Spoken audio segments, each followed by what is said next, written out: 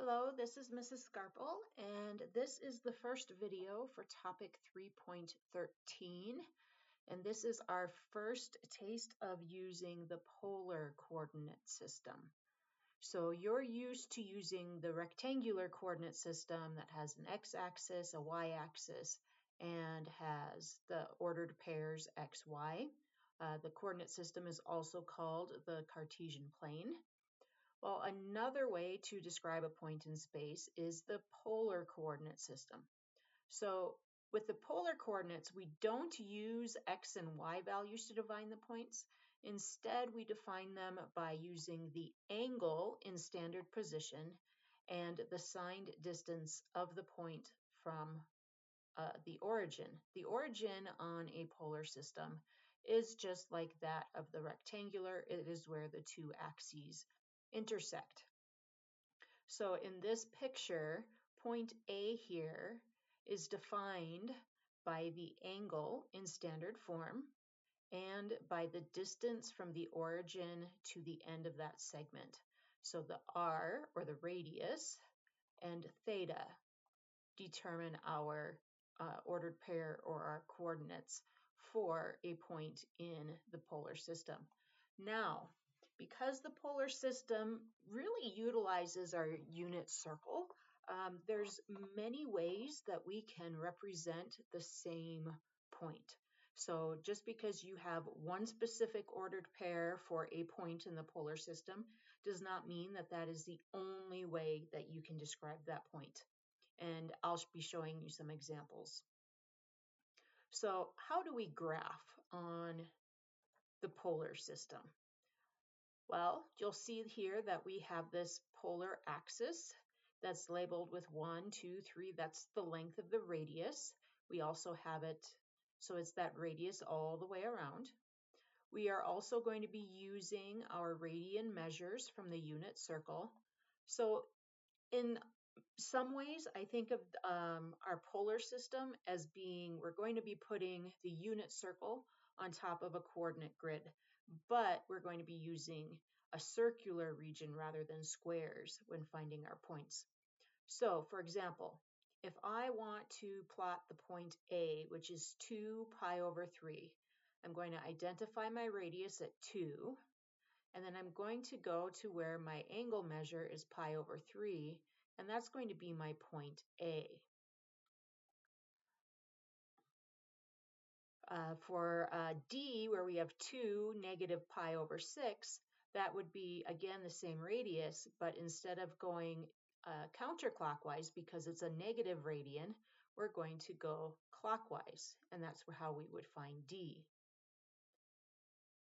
So if your radian measure is positive, you're going to go counterclockwise. So B at 1 and 3 pi over 2. So here's 1, 3 pi over 2 comes all the way down here, and this is our point B.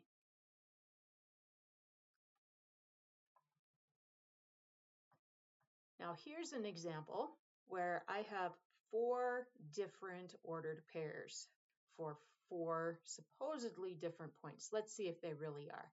I notice that they all have a 2. So A, B, C are all positive 2. So here's my positive 2. D, when we're saying negative 2, that's going to be over on the left side. So 2 pi over 4. Easy enough. That is our point A. B, 2, negative 7/4. So that's starting at 2, but going clockwise to 7/4, which, wouldn't you know it, is also point A. C is 2, 9 pi over 4.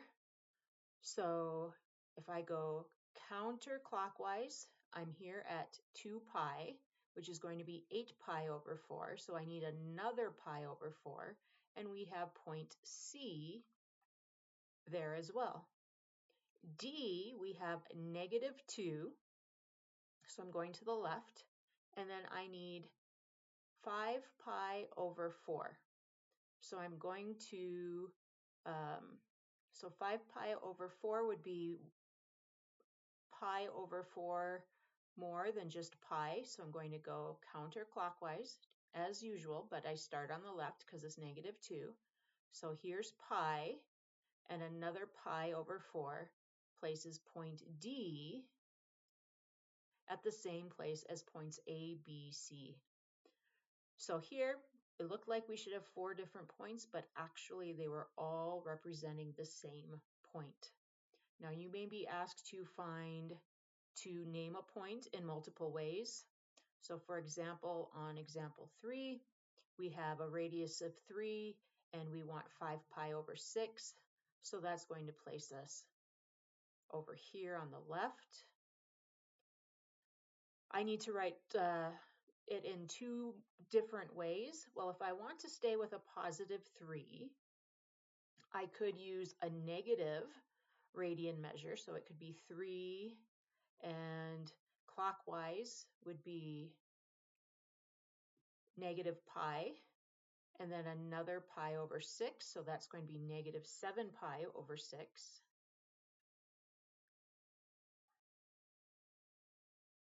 I could also say that it is 3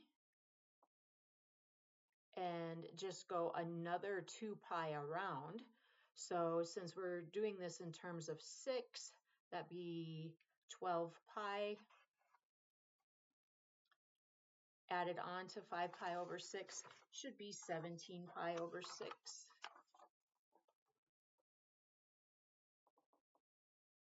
Would be another, so I'm going around, this is 5 pi over 6. Here I have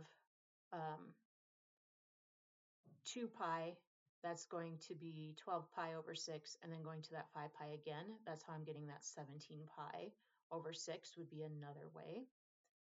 I could also use a negative radius, so I'm going to the left, so negative 3. And if I'm going counterclockwise, that would put us at, I'd have pi over 6.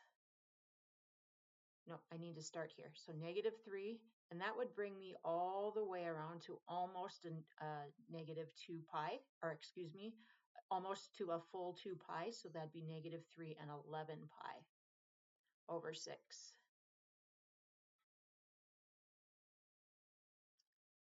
Or I could say negative 3, and I'm going negative pi over 6. So there's, as you can see, I just came up with 4 different ways of doing this. You just need to make sure that you're counting your radii correctly, or your radians, excuse me, correctly. Paying attention to clockwise is going to be a negative measurement, and counterclockwise is going to be a positive measurement. Now, earlier I had mentioned that polar is like putting it onto a rectangular coordinate, and when I think of it that way, that allows me to convert either my XY ordered pairs to polar coordinates or polar coordinates into rectangular coordinates. So we end up with thinking of this right triangle. So we end up using some right triangle trig in solving these. And some information. So we know using trigonometry, right triangle trigonometry, that cosine is the side adjacent to an angle to the length of the hypotenuse, which is going to be our R value. Sine is going to be the length opposite of the angle to the hypotenuse, which is our R. So our adjacent side is going to be the X, our sine is going to be the Y. Just like we think of with our unit circle. When we write our ordered pairs, we have used cosine theta, sine theta to write our ordered pairs on our unit circle. And then we've seen this before, but it was really talked about when we have a circle whose radius isn't just 1, those coordinates become r cosine theta and r sine theta. And you can see from the way cosine theta equals x over r that that's how we can rewrite this equation to get r times cosine theta. and r times sine theta. So, for example, and I'm only going to do one of these three for sake of time. Let's just go ahead and do example B. So we have 4 is the radius, and we have 5 pi over 3 is theta. So to find x is r times cosine theta, so that's going to be 4 times cosine of 5 pi over 3. Well, that's going to be 4 times, if you think about your unit circle, 5 pi over 3 is going to place us in the fourth quadrant. And at 5 pi over 3, cosine is going to be 1/2. So we're going to take 4 times 1/2, and we're going to have that our x value is 2. Now for the y value, I'm going to do 4 times sine of 5 pi over 3. So this time we're going to take 4 times, sine will be negative in that quadrant, root 3 over 2.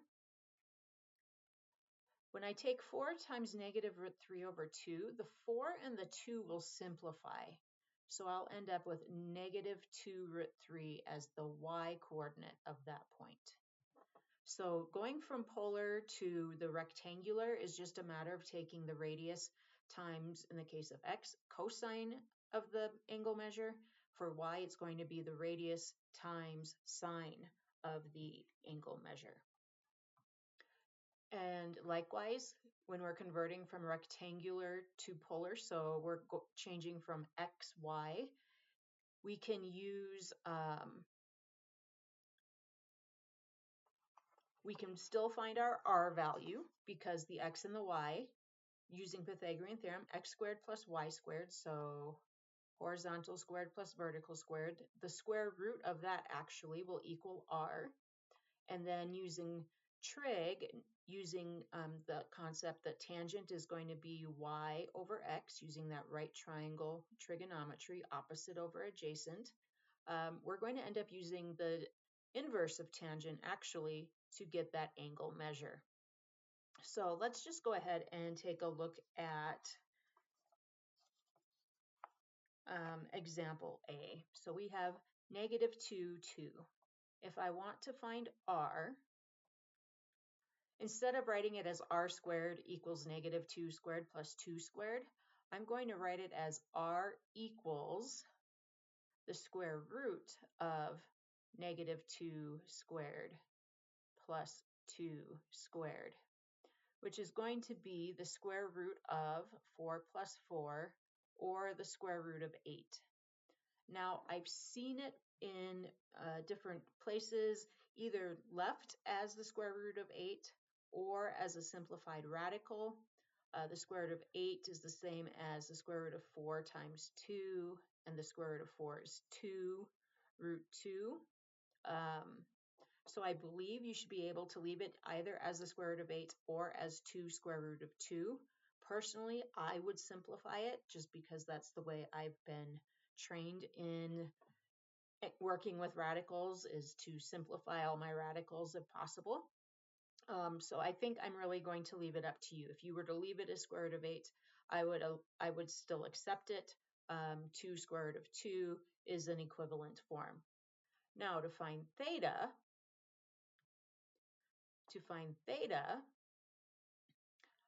we know that tangent of theta is x over y, and I had said we would actually use the inverse. So the inverse of tangent of my y over x, I think I said x over y, but y over x is going to be 2 over negative 2. So we're going to be finding the arctan, is what I should really be saying, the arctan of negative 1. And the measure of the radian measure that has a tangent of negative 1 is going to occur in two different quadrants. It's either going to be the second quadrant or it's going to be the fourth quadrant. To help me determine which quadrant I'm looking at, I need to go back to my original point. My original point is in the second quadrant. So because that point is in the second quadrant, I want to use a radian measure that is also in the second quadrant. So in the second quadrant, tangent is -1 at 3 pi over 4. So while it is also at 7 pi over 4 equal to -1, because we want to be in that second quadrant, we're going to use 3 pi over 4 as our measurement or our angle measure in the polar coordinates. And this is where I'm going to pause or end this video for topic 213. The next video I will focus on complex numbers.